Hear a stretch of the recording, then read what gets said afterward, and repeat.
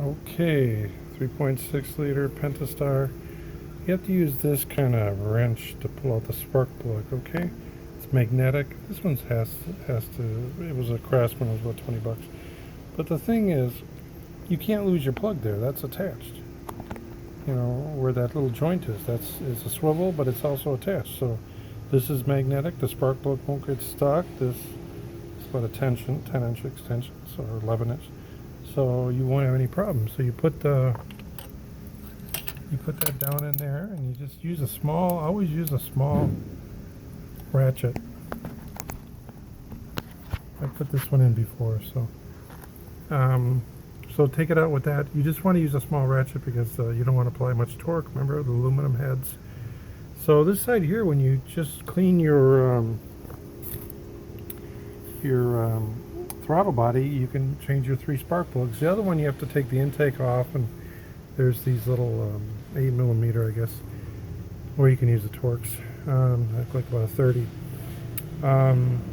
That comes off real gently. Then you take this off, the little sponge insulator, and then you can take off the other one. So it's not really hard. There's a few bolts. The newer, see a little bolt back there, right back here. You have to take that off, and there's a couple bolts over on this side. So it's not too many.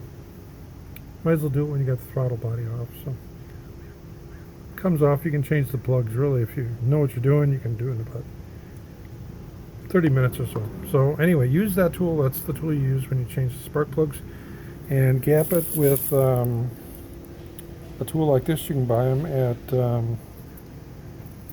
it's a CTA model. Right there it is.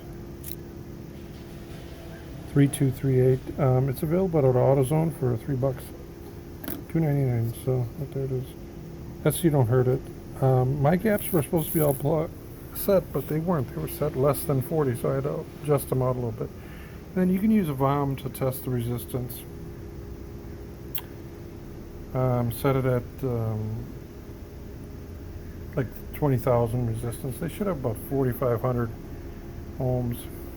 But that's not terribly necessary. The problem is you might have a bad plug, so you might have to, if you got one bad plug, you might have to tear it all apart. So that's interesting. Okay, and that's changing spark plugs.